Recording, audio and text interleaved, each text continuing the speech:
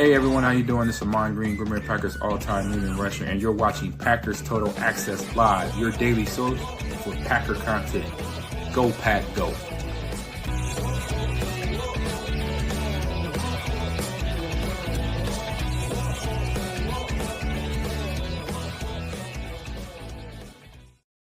What's up, guys? Welcome into Packers Total Access. My name is Clayton. You can check us out on packernet.com. Find me on Twitter at Packers_access. Joined alongside Jacob in Wisconsin. I'm down here in Tennessee, here to talk Packers this evening on this Victory Monday as we break down the PFF grades. We've got an awesome show in store for you guys. We're going to hear from the national media, Stephen A. Smith, Cam Newton, on what they thought about the Packers defense. And then we will shift gears into the offensive PFF grades, the defensive PFF grades, and then, of course, the special teams grades as well. Kind of give you guys a little recap, a little filler, if you will, on who had a good game, maybe who had a not so good game, and love the fact that the Packers scored so high as a team here early in the season, something that's kind of rare here recently. But before we get into all that, let's do that YouTube stuff. Hit like, hit subscribe, make sure you click the bell icon so you're notified every time we go live. If you're new here, welcome into PTA. We're not experts, we're not insiders, we're not media members, we are fans just like you, talking Packers on the daily, breaking down film. Tomorrow, we'll be doing a chalk talk, breaking down, I think it's the 12 or 13 most important plays from that huge win over the Lions in week one. So if you want to, jump in on one of those streams with us, make sure you've got that bell icon clicked so you're notified every time we go live throughout the season. Jacob, how you feeling on this Victory Monday, sir? Man, I could not feel better. I forgot how awesome it is to go to work on a Victory Monday, and even if the whole freaking place is burning down around you, I'm just smiling, just walking around like Leo DiCaprio. It was great. That's very well said, man. It is. I don't know, man. The grass cuts a little easier on Victory Monday. Everything just feels a little smooth. The weather's a little nicer. It's funny how all that works. Shout out to Joyce Martha with a super chat. Thank you so much, Joyce. Appreciate you. She says, excellent article by Tyler Dunn about the Bears in Substack. A must read for $8. If you're talking about the one, I'm not sure if it's the same one or not. If it's the one about Caleb Williams, we kind of broke it down a little bit the other night. We didn't go into great detail, but man, oh man, that's a weird situation there. And it's funny too, because and correct me if I'm wrong in the chat, Joyce, if that's the one you're talking about or not. You might be talking about a totally different article. But the one that I was referring to about Caleb Williams, it talked about him kind of not listening to the coaches, just talking over the coaches, all that stuff. And as they were talking about Caleb Williams on Monday Night Countdown, as we're getting ready for Monday Night Football here, I noticed that the clip they showed of Caleb Williams in the preseason, you could see Ben Johnson talking on the sideline to him, and Caleb's just talking as he's talking. And he's looking away from him. I'm like, oh, boy, I don't know how this is going to go. And then, Jacob, you throw into the mix, too, the fact that they just extended Badgett, however you say his name. There might be a little bit of that in the background for Ben Johnson. Like, all right, if this dude wants to act like a fool, we'll just go to Badgett and we'll move on from him the same way the Broncos did from obviously Russell Wilson when he was acting real weird out there before he left Denver. But anyway, anything you want to add to that, what she said there? Joyce, thank you for that super chat. Appreciate you. Yeah, thank you, Joyce. Honestly, I think I've said it on this podcast multiple times. Tyson Bagent, to me, is their starting quarterback. He should be, at least. And there's just no way that right now the front office would ever allow that. But I think Ben Johnson is absolutely banging his head against the wall because from that article and a few other sources and rumors, it just seems like the guy – I've actually heard, like what Joyce says, that he has dyslexia, that he literally is kind of, I hate saying slow, but he's not a very smart guy when it comes to reading coverages, learning playbooks, processing stuff. I mean, it just seems like there actually could be an issue there. And I mean, we'll find out tonight because the Vikings defense is no joke. We'll see how he reacts.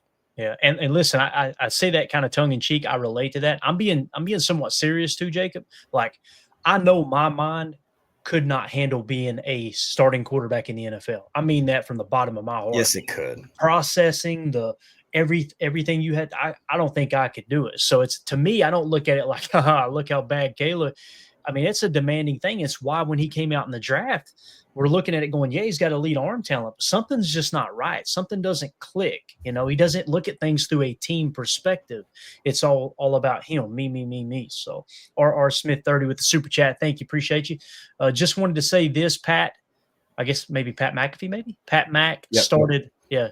starting humming the Jaws theme, speaking on our defense. Now I can't disassociate the two. Keep up the good work, guys. Thank you so much, R.R. Smith 30. Appreciate you for that super chat. And I heard that as well on the McAfee show. Said it was when Micah Parsons was literally bearing down on Jared Goff. It was like watching a shark hunt in the ocean. It was really, really cool how he said it. And if I understood correctly too, Jacob, Micah Parsons was clocked at 18 miles per hour, which is the fastest he's been clocked in his entire career. So anybody who thinks, oh, he's not as good as he was, he's slow, he's got injuries, blah, blah, blah, man, couldn't be further from the truth. So again, thank you for that super chat. Appreciate you. William Herman in the chat says Poles knew he's dyslexic, but never told any of the coaches. The coaches last year had no idea. That's pretty much the gist of the article there, Jacob, is like the GM was holding that stuff back, which is wild. And if he was holding it back from the current coaches, he didn't tell Ben Johnson coming in, or else Ben Johnson might have been like, hold up a minute, do I really want to take this job? Because Poles, whether Poles wants to admit it or not, he is lockstep. He is connected, attached at the hip with Caleb Williams. You know what I mean? Oh, yeah, definitely. I never going to root against a person necessarily, but it's just so glorious that if the Bears fumble another, not just a first-round draft pick, a first overall that was supposed to be the generational end-all be-all of quarterbacks. I mean, this guy, if they fumble this again while having a guy like Tyson Bagent on the bench, where it seems like he's more of like a leader, the locker room guy, people love him, they want to play for him, whereas Caleb, I mean, he's the kind of guy that paints his nails and jumps into the stands and cries in his mama's arms. Like that is what we're seeing here. So we'll see tonight again. I could be proven wrong. I'll gladly come here and admit that I was wrong. I will. We may look up in 5 years and go, damn, Caleb Williams is the next Patrick Mahomes. You know, I personally don't see it right now, but that doesn't mean it can't come to fruition. Now I'll say this, Jacob, they passed up on Pat Mahomes, right? When they took, who was it they took? Was it just Trubisky? Trubisky, that's right. So they passed up on Patrick Mahomes to take Trubisky, and then they turned around and passed up on Jaden Daniels to take Caleb Williams. If Caleb Williams doesn't work out, boy. And you can't blame the GMs. Like there's something organizationally that's just not. You don't have enough football people in the organization, if that makes sense. That's just my opinion. What the heck do I know? So, all right, let's get into the first topic of the night, guys. I like getting kind of testing the pulse or checking the pulse, I should say, of the national media. And on First Take earlier today, they were breaking down and talking about this Packers defense. Okay, you're going to hear a little bit of Stephen A. Smith. You're going to hear a little bit of Cam Newton. We'll throw Cam Newton up here right now. I think he leads this thing off. And let's see what the national media is saying about this Packers defense. Here we go. They have the Commanders next week, and that's going to be a phenomenal game, seeing the Packers and Commanders. Cam? Yep. I mean, that team that we saw yesterday in Green Bay was definitely a contender in the NFC. And I know I was on record last week of saying that they're not better than the Detroit Lions. Well, what better way to show that they're not better or they are better? Just go out there and whoop them. They dominated the game from start to finish. And I think what Michael Parsons brings to the table is a sense of urgency, a sense of aura, a sense of like swagger that this defense already had with Rashawn Gary and those guys. But it felt a little different. It looked a little different. Those guys was explosive. They was extremely stingy. And when you're able to capsulate a good offense, what makes a great offense look very docile or very regular or vanilla, that's something in its own right. And the energy that I even seen through the TV screen was something different that we haven't really seen ever or in my lifetime in Green Bay. A very prolific offense last year over the last 2 years. All right, so what he said there, Jacob, I think is very fitting. You know, like he hasn't seen this in Green Bay.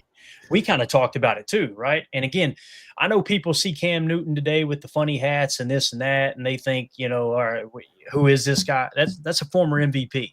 Like that dude, he reached I don't want to say he reached the top of the mountain because he never won a Super Bowl. He made it to the Super Bowl, but he got right to the summit. He just, you know what I mean, just couldn't get over the top, if you will. So the fact that he's talking about that, and again, coming out and acknowledging he thought Detroit was going to take care of business, Jacob, and Green Bay came out to play, man.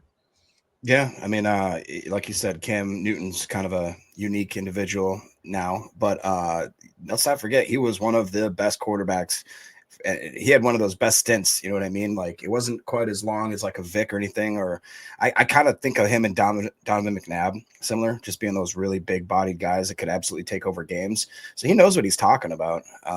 I put a lot of stock in that. And honestly, the fact that I think that all of a sudden the Jordan Love MVP talk is starting to get talked about more on the national media scene. Like, all of a sudden it's like, when one says it, they all start saying it, kind of thing. And I was watching tons of clips trying to get some information for you guys today. And that seemed to be a very popular topic, was talking about Jordan Love and MVP in the same breath. So, yeah. J. Cole says Cam Newton was a bad MF. He was. And someone else said it right here, 2-0 for this, says Cam basically told Clay Matthews he was going to score. And by golly, he did. I'll never forget that. dude, Go to the line and you can hear Clay in the microphone on the field said, "It's that wheel route. It's that wheel route." And Cam stopped what he was doing, his cadence. He looked at him and said, "Oh, you've been watching film, huh? watch this. Oh, watch this." That was a touchdown to the wheel. Absolutely awesome. So sucked at the time, don't get me wrong. But yeah, he was a heck of a player. All right, let's see what Stephen A. Smith had to say about this. Because Peter and Cam know this. All right, Jared Goff yesterday, 3 for 7 with 1 touchdown, 1 interception in the red zone. Last season in the red zone, Jared Goff completed 66% of his passes, 23 touchdowns, and not a single interception.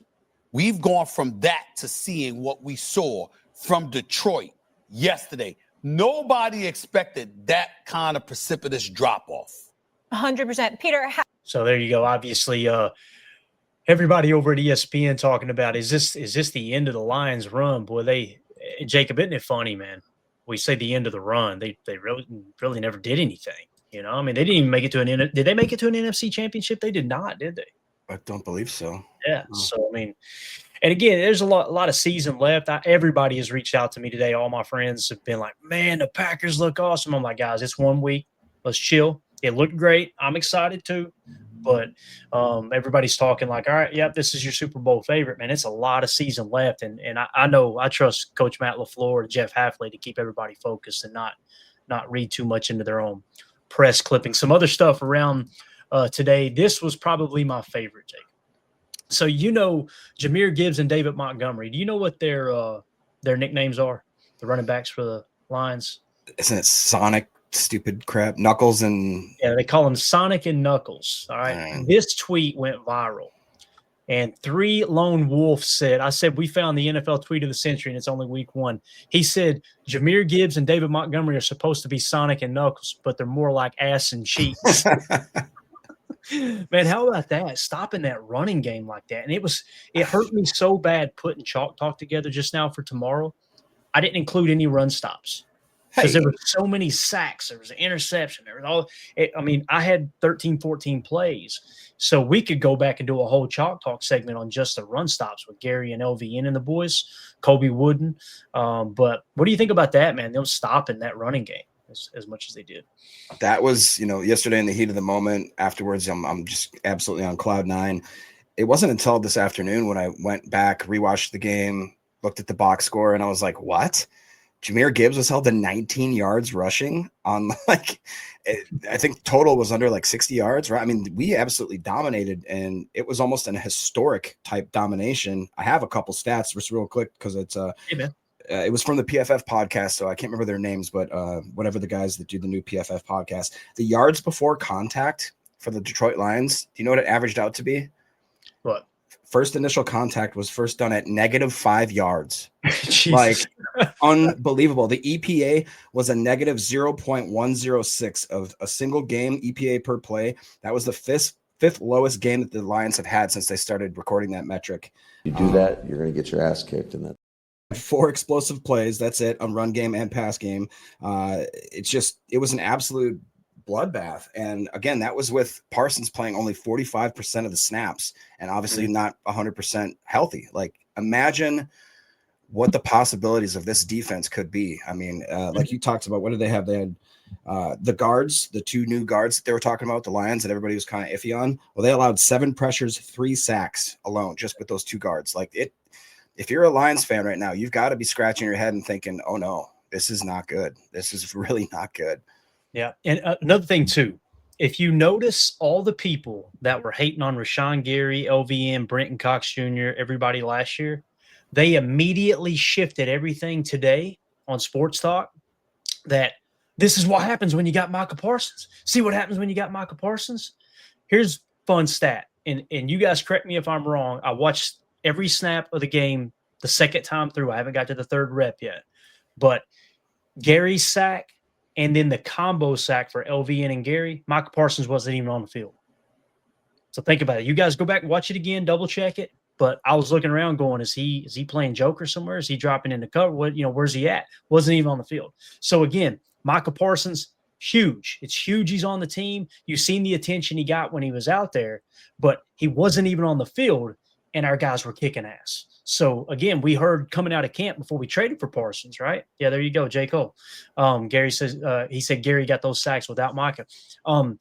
So remember coming out of training camp, Jacob, everybody was talking about LVN, right? So again, man, I think it's important to talk about how they played with Micah on the sideline. Now, with Micah going on the field, you've seen the double team, the block. I don't know if you've seen that picture of the block where they literally two offensive linemen had their hand underneath his chin. No flag, of course, right? No flag. Yeah, funny how that works. Like Jen Wright says, Rashawn, LVN, and Gary were scary. Like you just, to your point, Clayton, LVN, 4 pressures, and if you want to call it a sack, a 0.5 sack. PFF grades them a little different. Gary, 5 pressures and a sack. Wyatt, 4 pressures and a sack. A lot of that, like you said, wasn't when Parsons was on the field. I mean, those guys, you could argue for sure that when they're all on the field together, that it's like pick your poison. Who are you going to try to stop? But the fact that those guys played really, really well. Like I'm really impressed with our defense. Everybody from guys like Javon Bullard, who I needed to step up when I thought he played a hell of a game.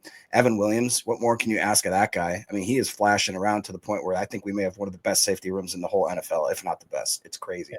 Definitely. Let's relive. Let's take a second here, okay? And let's relive Micah Parsons' first sack as a Green Bay Packer. We're going to do a little bit different, though, Jacob. Let's hear it from Wayne Larrivee and Larry McCarron. Oh, hell yeah. You ready? Let's do it. Here we go. Get it on the screen for you boys and girls. This is unbelievable, man. I'm telling you, it sent chills up me. Here we go. Wayne Larrivee and Larry McCarron on the Green Bay Packers radio network with Micah Parsons' first sack. Raymond got a hand on it, but that was it. 2nd and 10, Detroit. Detroit 35. Goff takes the shotgun snap, rolls right out of the pocket, chased from behind by Parsons. And sack! Micah Parsons registers the sack back at the 31-yard line. And the Parsons project is underway in Green Bay.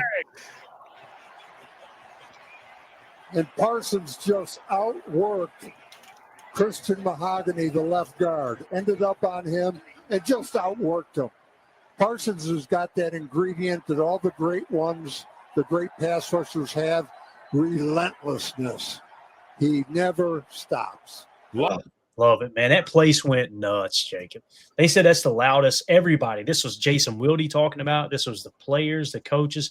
That's the loudest they have heard Lambeau in a long time when they introduced him and then when he got that sack, of course. Yeah, I mean, that gave me goosebumps just now. That, like you said, I actually heard that from multiple people too, talking about how the roar that came over the crowd was unlike anything that they've ever seen, which obviously, if you know the history of and the greatness that we've had at Lambeau Field, that is saying something. Absolutely. Just how cool is it, man? In my wildest dreams last night, I didn't expect a game that was even near as perfect as what we watched. You know what I mean? Like, I had to keep telling myself that'll never happen. You got to be realistic. Parsons won't come in and actually get a sack. And Devontae Wyatt, LVN, Gary, those guys won't all get at least a sack or a half sack. Cooper won't be flying around. Quay Walker looked amazing. Like, I was really impressed with Quay Walker, guys. And Evan Williams won't get a pay. I mean, everything looked perfect. It just was awesome. Savion Williams just randomly returning kicks. I was like, okay. The only thing that would have made it better for me is if Quay would have hauled in that interception. Yeah. I want it for him so bad, man, because he's so close to making big plays. He really is. William Herman, sorry we overlooked this, buddy, with the super chat. He said there's so much dirt in the Ty Dunn article. It's the most scathing expose of a sports team, a pro sports team that I've ever seen. 3-part series. It's so bad. We need it in audio form, don't we, William? So we can just listen to it on loop. That's what we need, man. Listen to it while I go to sleep. Thank you so much for the super chat, buddy. We appreciate you. All right, Jacob, let's jump into let's start with the defense. Does that sound good to you, man, since they were kind of the highlight of the day? Not taking anything away from the offense, but it does kind of feel like the defense kind of controlled that game. You know what I'm saying? So let's go with the PFF grades on the defensive side of the ball. Let's start there. At the top of the list, this makes me so happy, man. Evan Williams, 56 snaps, PFF grade 90.5 with a coverage grade of 86.8. Jacob, remember when we did the Chalk Talk when they drafted Evan Williams 2 years ago? And we were like, man, you can see he's all over the run. And he was spying Caleb Williams in that game against USC that we watched. We broke down the tape. Yes. He was a good tackler. He was good run fit. He was good on the spine, the zone read, attacking the mesh point, being patient when you're setting the edge, all those things. The fact that his coverage has come around like this, 86.8 coverage grade, man. What do you think about Evan Williams? I mean, Jen Wright says that Evan equals amazing. I am so happy with his – I mean, honestly, his rookie season was already surpassed what I expected for a guy of his caliber, like we talked about when we looked at him in the draft. You know, he had some – I wouldn't say red flags, but just maybe some stuff that was like, you know, I don't know if that game's going to transfer over into the NFL. Like you said, we knew he could stuff the run. We knew he was a great blitzer. We knew he could kind of be great in pursuit. But the amount of development he's done in his coverage game is, I think, it's just unbelievable. I mean, a 90.5, he earned that grade. It wasn't like on, was that say 56 snaps? I mean, yeah, to have him with McKinney, I can't get over the fact that Xavier McKinney has got to be kind of helping these guys along with just their production, the way that they're playing, their development, giving them small hints here and there that just absolutely are kind of catalyzing the speed at which this dude is progressing. And like I said, it seems him and Golden are two guys where it seems like since they got in the league, they're just cool, calm, collective. Nothing's too big for them. They don't get, nervous. They don't get overreactive. Even when the good things happen, it seems like Evan Williams he talks like he's like a 5 to 7 year pro. You know what I mean? It just really does seem like the game's not too fast for him. I'm glad you brought that up because when you hear him talk, those are the type of guys that the Packers are looking for. He just crushed the interview process, right? There's no doubt in my mind that that's one of the things that set him apart for sure. Let's hit a couple of these. Well, let's hit a couple of these chats while you got them marked here. Holmes MD1 said Quay had a great game. Anyone think Quay is not getting extended or reworked is mistake, or is mistaken, or if he's saying it is a mistake. Here's the problem with Quay. You just gave Micah Parsons that contract, right? When you're modeling your roster, if we put yourself in the GM shoes for a second, when you're modeling your roster, you can't pay 2 stack backers top linebacker money, right? Now, is Quay demanding top 3 linebacker money? His agent's probably asking for it, but realistically, what would you be willing to give him? I would love to have Quay back on a contract extension for the right price, but Edgerrin Cooper is the future of this team at linebacker, right? It's not even close. And it's not the dog Quay. And again, I didn't think Quay had as good a game as most people did yesterday. However, I also didn't look up and go, oh man, he was a weak spot. You know what I mean? Like in the past, we've kind of seen him being a little bit hesitant. To me, he looked like he was a lot more aggressive yesterday, but there's just no money there for Quay. If you can get him for $5 million per or $8 million per, absolutely. I just don't think he's going to accept that. I think he's going to want to test the market, right? And I say that because you got Edgerrin Cooper and Tyron Hopper. That's the future at linebacker for you right now, right? And possibly Colin Oliver, although I think they see him more as a hybrid defensive end than a true stack backer. But those are the 2 backers. I think they're modeling their roster to be the linebackers of the future. Personally, that's. Again, the fact that they didn't pick up Quay's 5th-year option, I think that says everything. It says everything about how they see him. It's not that they don't like him as a player; they don't like him enough to pay him top stack backer money. Let's move along here. Devontae Wyatt on 49 snaps. Jacob, this is what you wanted to see, man. 78.7 with a 72.7 pass rush grade. Remember when he was a liability in the run game? Well, run defense, 69.4, tackle grade, 69.6. He seems to be cleaning it up, man. There is your 3-tech. Now, we just got through talking about Quay, right? We did hit Devontae Wyatt with the 5th-year option. Now, again, not to pile on, look where Quay's at down here. 57.8 PFF grade. Look at Devontae Wyatt, 78.7. Once again, I don't think PFF is everything. However, more times than not, you look up and go, well, PFF's grades are lining up with where teams are spending money. And it's very rare that you get a player that's grading out in the 50s and they get a huge contract. You know what I mean? Yeah, definitely. And like you said, I mean, that run defense grade 69.4, that's better than any other player on the sheet that I can see right now. So he literally went from being one of our biggest liabilities to being the best run defense grade that we have, at least for week 1. So like you said, man, the progression, I think that we've talked about it for years now. It's crazy. We've had this podcast for years. And if we were to have these guys take steps, guys like Wooden, guys like Brooks, guys like Wyatt, some guys, maybe a lot of Packer fans have almost, I don't want to say written off completely, but just kind of think that they know what their ceiling is. Well, here we are. We're kicking the door open, and all of a sudden it seems like these guys are kind of pushing all their ceilings up 5 to 10, 15 points. You know what I mean? So it's just kind of crazy to think that if this is the right time, that window of the Super Bowl window is open, this could be the exact right kind of perfect storm to have us kind of catapult through into the rest of the season. And again, it's week 1. I got to take a step back and chill, but it's something. Tell me if I'm wrong in the chat, guys. Something feels different.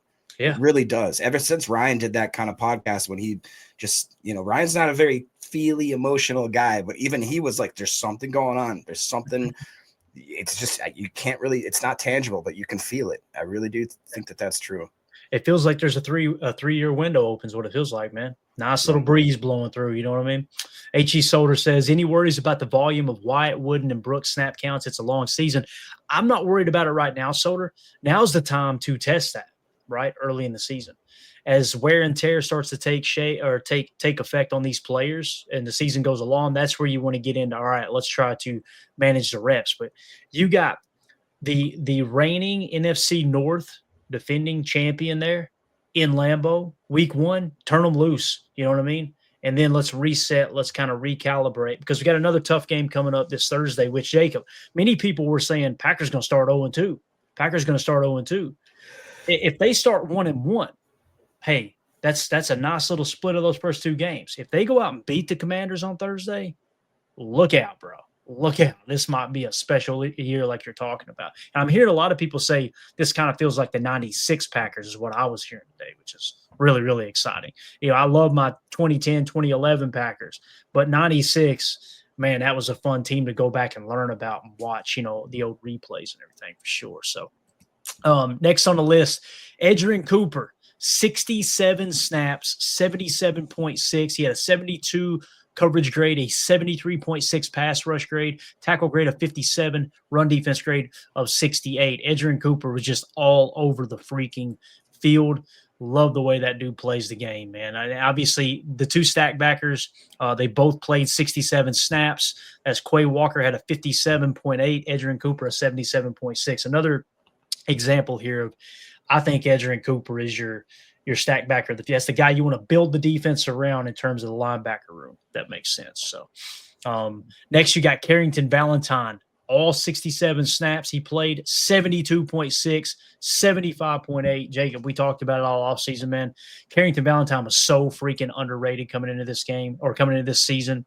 And we talked about how he was better than Jair Alexander last year, not by PFF's grade standards, but statistically, when you're talking about passer rating when targeted, all those important metrics. Yeah, I was very impressed with Valentine yesterday. Talk about another guy that's maybe taken a step, raised his ceiling. And I was proud of him more because he seemed like when it was kind of an emotional, chippy game, he seemed like he had some cool and collective type stuff. He wasn't letting him sit because he's an emotional guy. He likes to talk smack. I saw him definitely chewing some ear for a few different plays kind of thing. But it just, again, it seemed like that the moment wasn't too big for him. Every time that I saw him, I feel like that, he did his job very, very well. Obviously, PFF agreed here. Just another guy that, like you said, very underrated, still very young guy, if I'm not mistaken. And just think about that he's another guy that fits perfectly in that Super Bowl window, man. Because if we can have at least one of those border corners, what did you think about Keyshawn Nixon? I mean, obviously he's going to be up there close, but I don't remember seeing anything where I was like, oh, he blew a play or anything like that. Just right. It's one of those things at cornerback that outside of interceptions, you don't want to hear their name. You know what I mean? And they had a pretty good night. So, yeah, I thought Keyshawn played pretty good based off what I seen. Now, I wasn't keyed in on him as much as I was the mugging, the defense, the line of scrimmage, that type of stuff on defense. I wanted to see how Hafley was utilizing these guys together and who was on the field when sacks were actually taking place and all that. But Coach Lynn says, can we talk about Jai getting cooked last night? Coach, you know me, and I know you're the same way, man. I don't want to pile onto a player just because they're no longer playing for the Packers. But this doesn't surprise me because this happened last year. Like, he gave up 2 touchdowns last year. And anytime he was one that was screaming he wanted to follow the number one. Well, he followed was it AJ Brown? Is that his name? What's his name for the Philadelphia Eagles? Is it AJ Brown? Yeah. Yeah. Followed him in week 1. He got absolutely cooked, right? That's what I've seen from Ja in man coverage. Now, when you're playing zone and he freelanced and wouldn't even cover his zone, he got a couple picks that way, but I guarantee you got a -2 when they graded him out on Monday morning. So it didn't really surprise me that he struggled. And not that I'm rooting against him. That's not the case at all. I was actually pulling for the Ravens last night. Yeah, he seems to be done, man. He's on his last legs, that's for sure. And again, I know it wasn't a popular opinion last year when I was saying Carrington Valentine is playing better than Jair Alexander, but it's showing back up again, man. Him in Baltimore, surrounded by Kyle Hamilton and Patrick Queen and really, really good deep. I think they got Mike Green too. Remember we talked about that edge rusher? They ended up drafting him. So just another example there. Mike Hebring with the super chat. Thank you, buddy. Appreciate you. He says, what did Javon Bullard ever do to Chris Collinsworth? I guess he's talking about the grade here. Let's see. 44.7 for Javon Bullard. Again, I didn't. Now didn't he get beat deep though? I remember there was one play that he got. I think Amon-Ra got him a couple times, but yeah. And that's a tough task too, man, to cover Amon-Ra St. Brown. And I felt like, generally speaking, like just globally looking at the game and how it turned out, I thought, hey, what else could you ask for from Javon Bullard? However, he did get beat deep. So his coverage grade was a 47.4. You had a tackle grade of 52.5, a run defense grade of 45.1. And I'm not sure if he had any penalties or not there, but we don't have it pulled up right now. But yeah, I don't, if what you're insinuating, Mike, is PFF doesn't like Javon Bullard, they're picking on him. I don't agree with that. Listen, Bullard, Jacob, you were the president of the Javon Bullard fan club, right? Like we always joked about that. And you turned us on to him, and lo and behold, we drafted him, and we all got excited about it. Do you think he's lived up to the expectations of a second-round pick yet?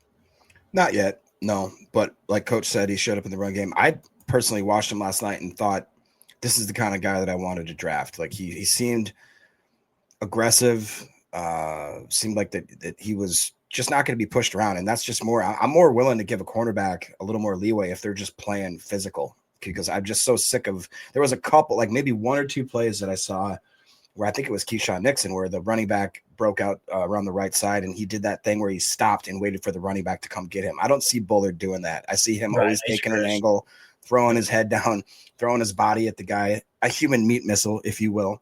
And that to me, like I said, I'll give a cornerback a lot of leeway if he's willing to actually throw his head in there. And I've seen improvement from him. I definitely have seen improvement from Bullard. Is he perfect? No. Is he where I want him to be right now for a second rounder? No. But that's where I'm at. Yeah. I'm not ready to write him off either. It's just to this point, if somebody said, all right, was it worth the second or not? I can't say yes. I'm sorry. I just can't at this point, but it's still early.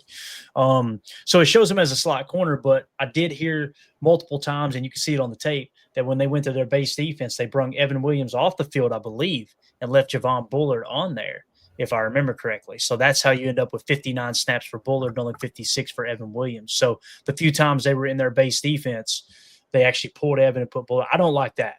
I personally would rather Bullard keep Evan Williams' ass on the field every snap that unless he needs a breather, keep him on the field and let Javon Bullard be your slot defender. That'll keep Bullard healthy, and that gives you more opportunities, I think, with Evan Williams, who obviously balled out yesterday.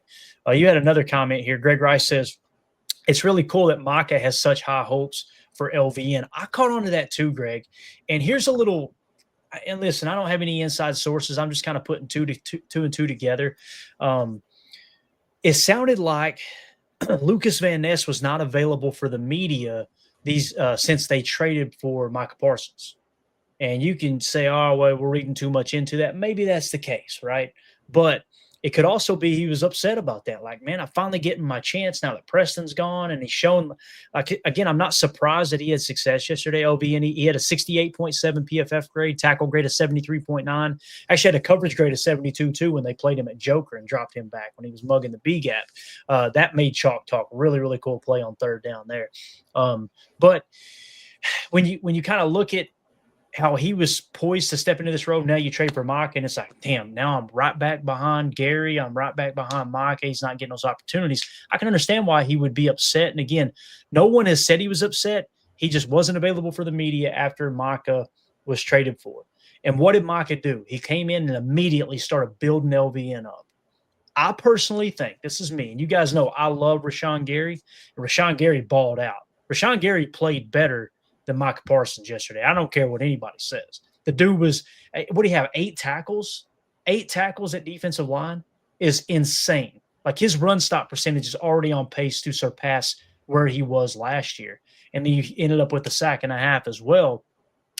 Again, that 1.5 sacks with Micah Parsons not even on the field, right? Which is really exciting to think about when they put them out there more consistently together. So, but if you get past this year, you look up at the end of this year and you feel like LVN played on the level of Gary, there's a decision to be made on Gary next year.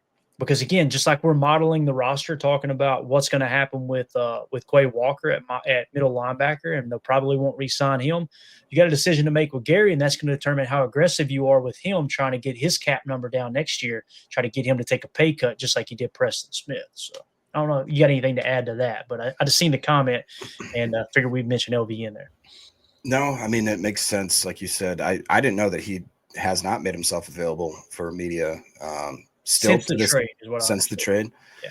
You know, I don't know. I go back and forth on that because I like the progression that LVN has made, especially it seems like he's done a lot this off season, but I don't think he's earned the right to be that upset. Like for a while there, it was very hit and miss with him. And if he's going to be, I'd rather him be a team guy. So I hope it's nothing. Maybe like you said, hopefully I'm overreacting and everything like that. But I will say it's like you said, of Micah to come in and understand the situation. The guy is very smart. I'll tell you that. I know that for sure. You can tell that he knows how to read a room.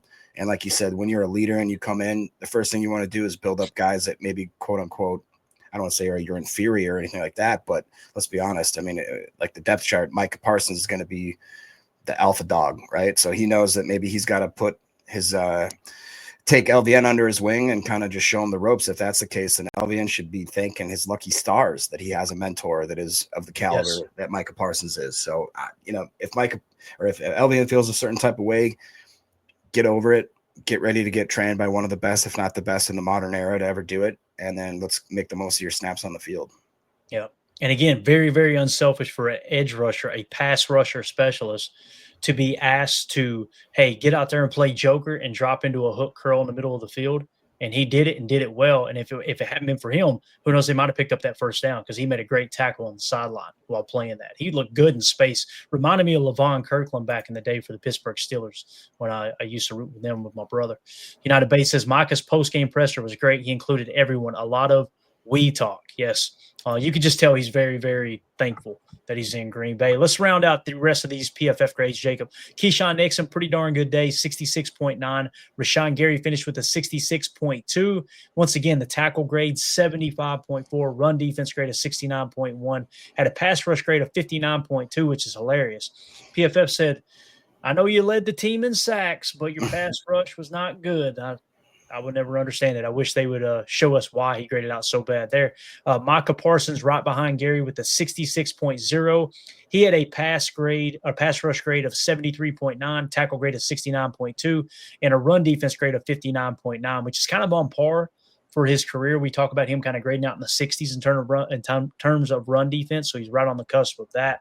Kobe Wooden with 35 snaps, 64.0 PFF grade, had a pass rush grade of 62.6, tackle grade of 38.9, and a run defense grade of 60.9. Tyron Hopper only played 1 snap. Jacob, that's crazy. Did he get hurt or something? Is there something I missed there? I don't think so. I think it's just McDuffie, but maybe McDuffie didn't play that many. Only 18 for McDuffie. I mean, but you look at Quay 67, and then Edge with 67. So I mean, that's what's going on there.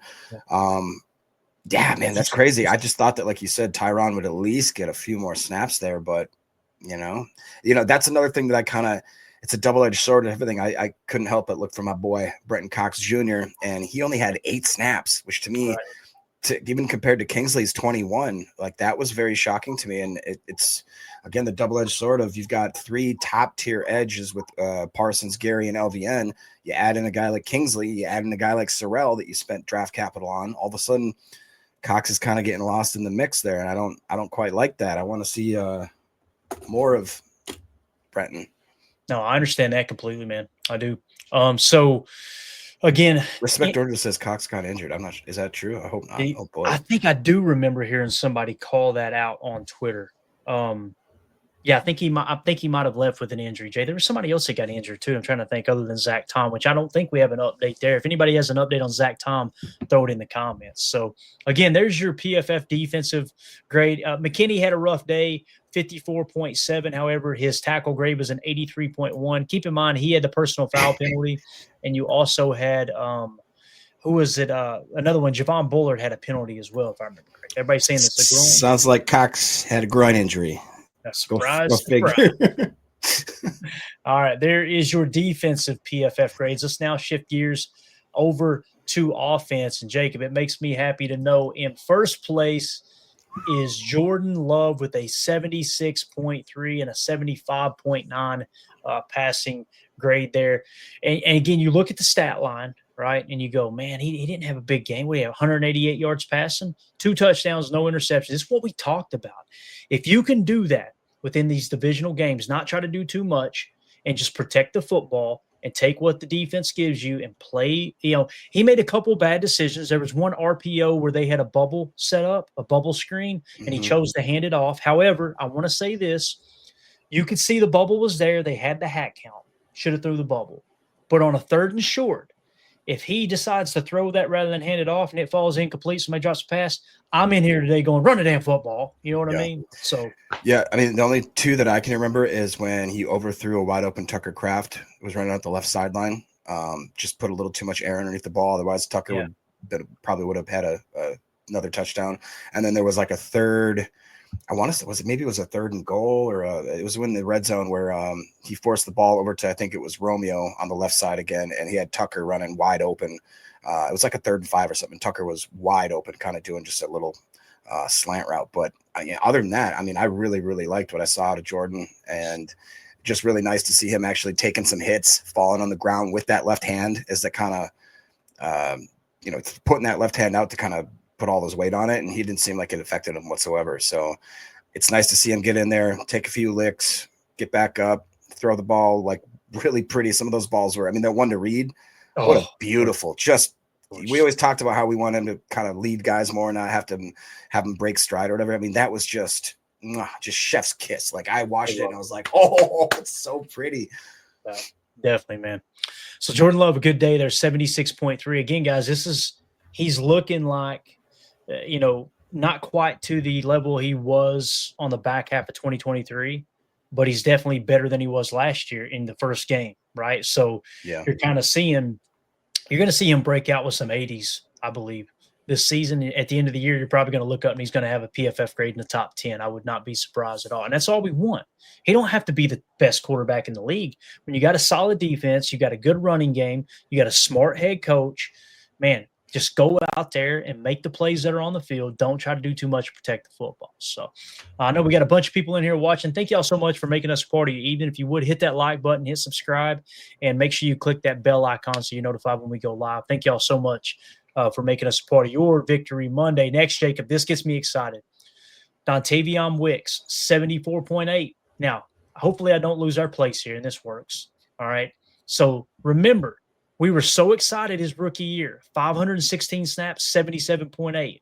Last year took a step back to 65.1, 22 snaps in the first game of the season, 74.8. Is Wicks returning back? It was at the sophomore slump last year, and now we're going to see the real Dontavion Wicks. That's the question, man.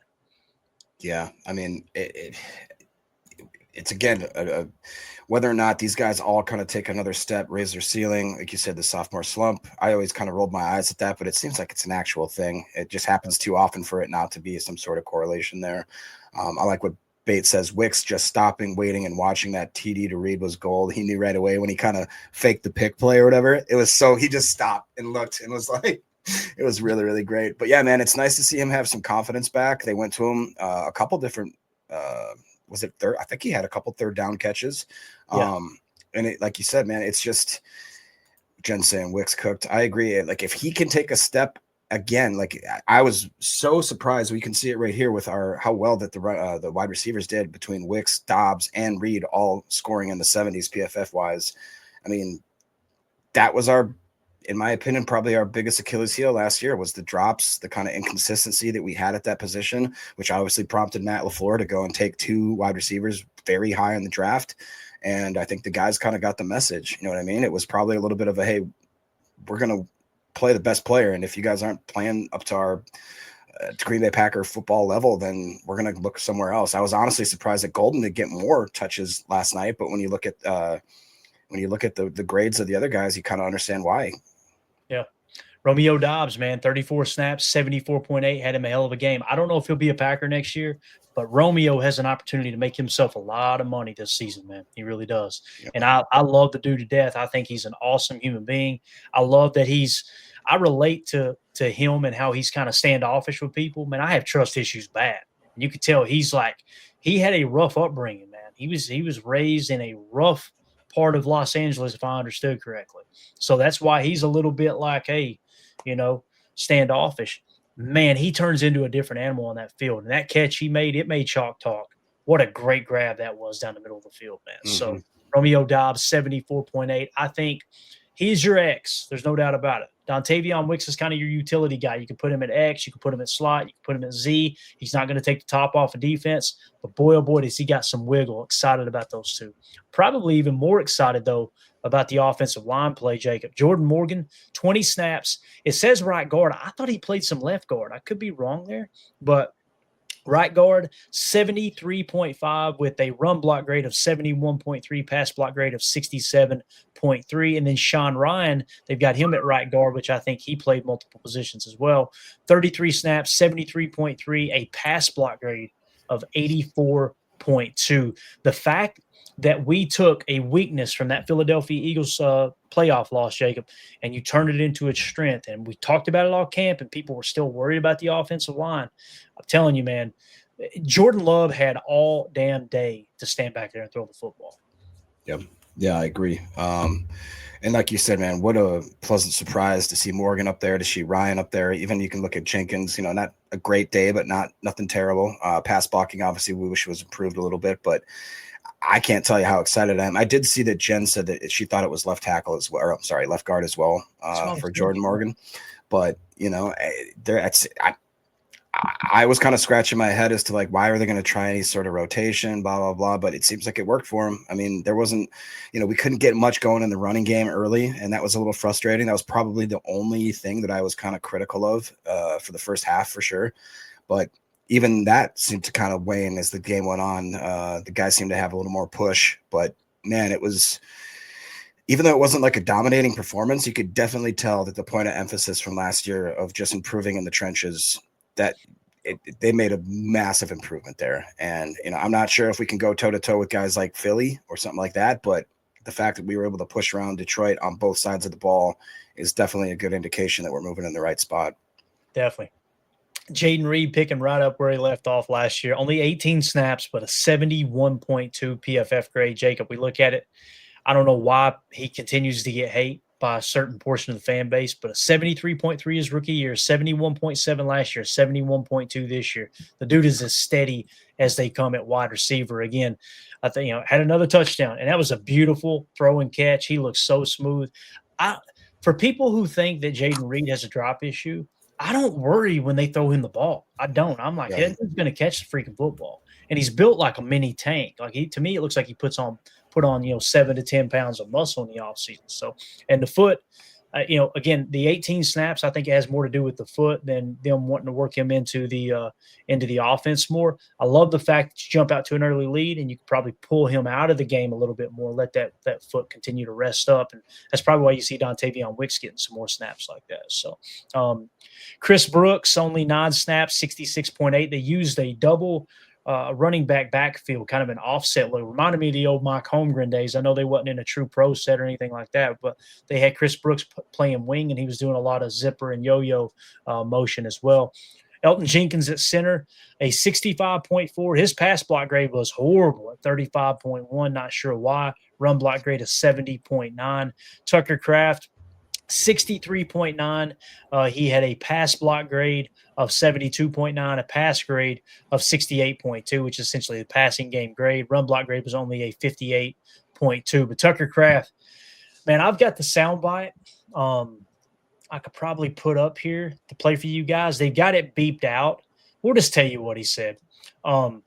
So Brian Branch, right? Brian Branch, remember he pulls Tucker's helmet off, throws it across the field, right? And he gets flagged for it. Like a couple plays, it might have been the next play, but shortly thereafter, Tucker Kraft catches the touchdown on him, stands up, and he said, "What you gonna do?" in a bad word, okay? And then he said, "What you gonna do?" again to him. So, yeah, he called him a cat, as Jay called him. So he said, "What you gonna do? What you gonna do?" So, Tucker Kraft, man, the fact that he's a captain too fires me up, man.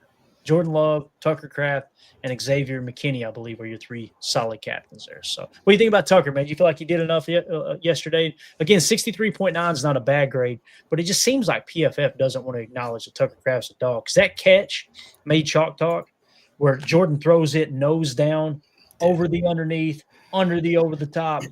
And Tucker Kraft, man, got as good a hands as anybody on this team. I mean, like Jen Wright says, PFF hates Kraft. Whatever. He just can't seem to buy a decent grade. But when you watch the tape, I don't know what else they want him to do, man. Like you said, he is an absolute beast on all aspects of the game, whether it be in the run game, the pass blocking, obviously his pass catching. Like you said, that touchdown was absolutely beautiful. The way that Love threw it while the defender's back was turned, Kraft hadn't even turned his head. He wasn't throwing it to Kraft. He was basically throwing it to a spot. And if Kraft was going to get there, he was going to be the only one that was able to catch that ball, nobody else. And the fact that he just threw that laser, and Kraft, again, extended hands, reach, catch, diving basically. He doesn't get enough attention for how soft and good a hands as he has. And then you add in the fact that he's an absolute just dog. I mean, he gets everybody jacked up.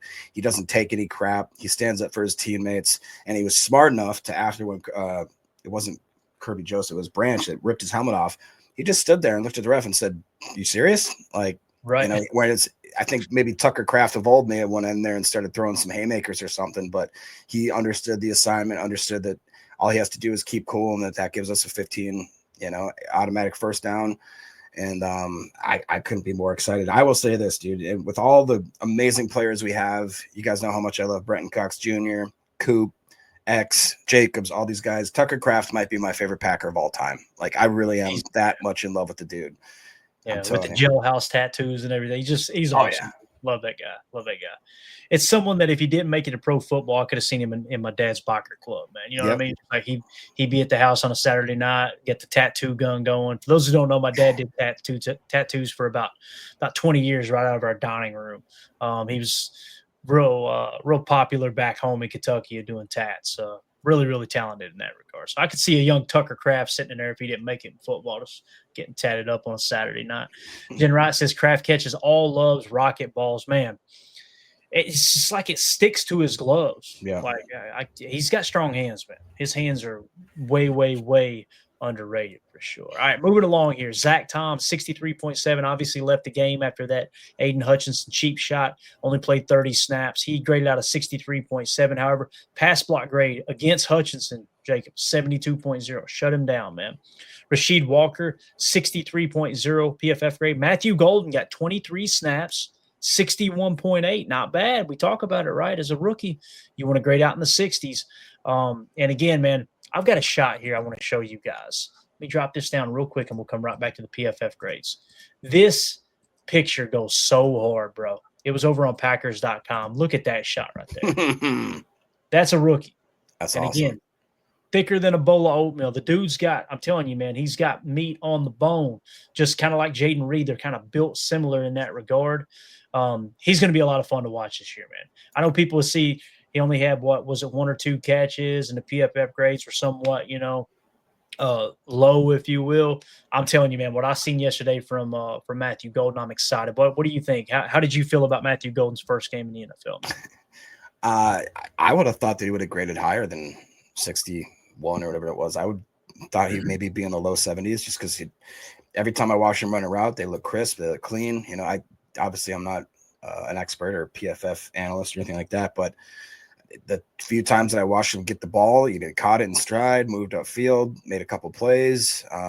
What more can you ask? And yeah, I mean, this is posterizing Mr. Terry and Arnold right there. And couldn't ask for more, honestly, from a guy like that. I'm excited to see what he does next week. If he really maybe they unlock him a little more, give him more opportunities. But man, what a good start to his career. Yeah, and as someone says in the chat there, Jen Wright says his run blocking needs work. Absolutely, 50.8. But again, it's not what he's known for. But you guys know, man, in this Matt LaFleur offense, dude, you got to be willing to block. I think as it was once said, No block, no rock. That's right. And he'll learn that, Jacob. He'll learn that real quick. So John Fitzpatrick, 61.6. Savion Williams, only 3 snaps. However, you think he might be our return guy this year, Jacob? I hope so. Yeah. He looked good, didn't he? Yeah, definitely. Yeah. Looks like he has a little bit of a spark too. Like he just, Yeah. And again, when you look at the kickoff team too, right? Let's think about him on kickoff return. You need more of a running back build than a wide receiver or a real speed guy because it's more of a running play now with the change in the rules. I could see Savion being really good at that because he's good at making contact, running through arm tackles, things like that at TCU. He's kind of a tough runner in that regard. So maybe he would be the fit there. Josh Jacobs, a 59.2. Obviously, it was a rough day at the office for Jacobs. I love that they kept going to him, made the Lions constantly think about the run, even though it wasn't that effective. He did make Chalk Talk have one explosive run, which I think led to either a touchdown or a field goal. He had a run of 15 yards, which was a really nice run outside as well. Darian Kennard, only 15 snaps, but a 57.2. Emmanuel Wilson, only 2 snaps. We'll throw it out. Malik Heath, 11 snaps. Luke Musgrave, 17 snaps. Aaron Banks had a rough day. 43 snaps, according to PFF, had a 44.0, a 63.1 pass block grade, and a run block grade of 40.5. So there are your offensive PFF grades. Yeah, a lot of fun, though. A lot of fun watching that team kind of come together. Let's take a quick look at the special teams grades from yesterday and give a special shout out to Chris Brooks, 17 special team snaps, 90 PFF grade. Nick Neiman, however you say the name, he was the late acquisition there, right? Special teams, 16 snaps, 83.5. Kingsley Egbore had a rough day on defense, it looked like, right, Jacob? 13 snaps on special teams, 78.9. Xavier McKinney, 67.1. I love that X is out there playing 10 special team snaps. Yeah, it's crazy. Dude's just such an unselfish player.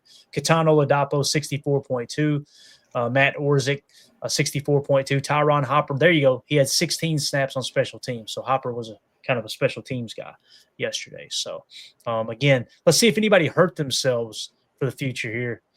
Javon Bullard. Bullard got a 30 on 12 snaps. Evan Williams, but again, he shined on defense, so you kind of give him a little more grace. Bullard had a rough day, man. Let's see if he bounced back next week.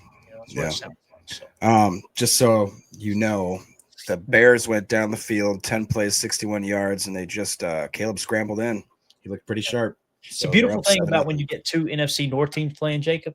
That doesn't mean that the Bears are good or Caleb's good. That means the Vikings suck, right? So I am going to watch. I mean, I'm going to love watching this game no matter what happens because either way I get to make fun of a NFC North opponent. Get ready to go.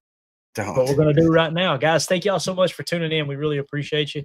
We're going to get out of here. Those are your PFF grades. Tomorrow we'll be doing Chalk Talk. We'll probably have a little bit of a 20-minute segment on the front side, and then we'll jump into Chalk Talk. Jacob, you got anything else you want to hit on before we wrap up, man? I just got a couple fun facts real quick, and we'll get out of here.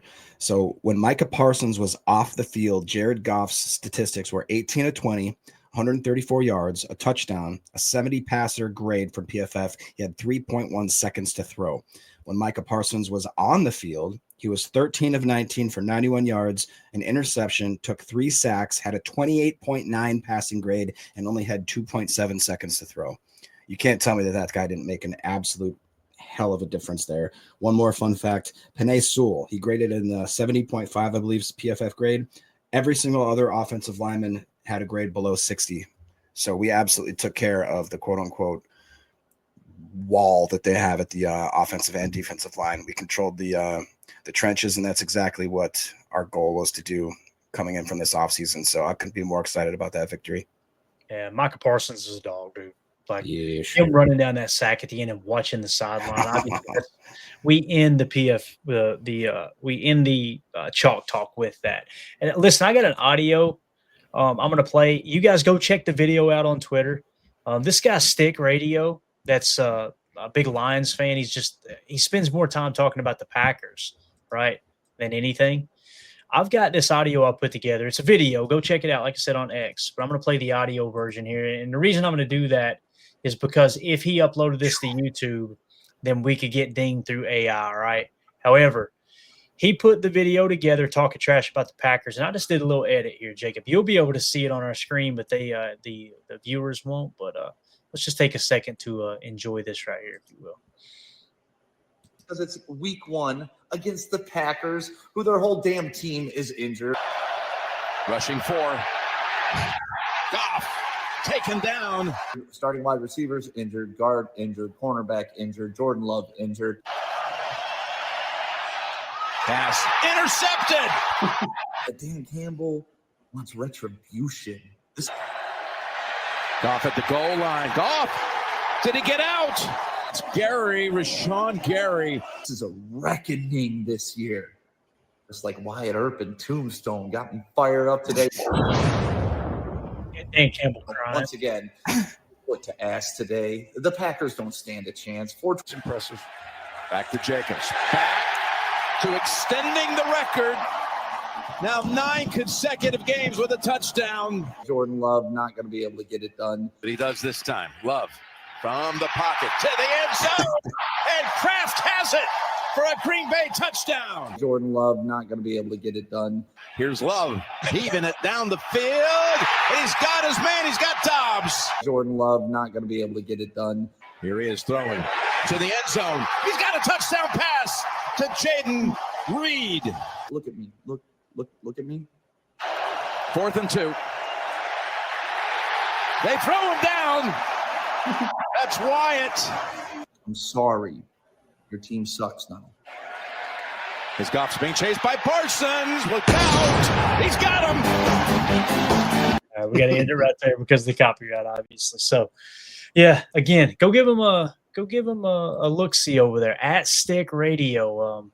He posted that video thinking he was doing something special, and boy, oh boy, he's getting raked over the damn coals. This video I put together now is like over 100,000 views too. So we've posted it about 3 different times. So Jen Wright said Twitter letting dude have it. Even other Detroit fans, they should, right, Jen? Like if we had, we've got a couple of those in our fan base, to be honest with you. We just ignore them on this particular program. But yeah, it was pretty embarrassing. So anyway, that's it. Jacob, thank you for your time, buddy. Appreciate you. Of course. All right, man. And special shout out. Thank y'all for the super chat. Joyce Martha, R.R. Smith, William Herman, and Mike Hebring. Thank y'all so much for the kind donation. We'll see y'all tomorrow, 6:30 p.m. Central for PTA Live, where we'll do Chalk Talk, breaking down the top plays from the Packers Detroit Week 1 thumping, ass whooping, whatever you want to call it. And then, guys, quick turnaround, Jacob. Wednesday, we're talking Commanders. We got a pregame show and a postgame show on Thursday night. So let's go.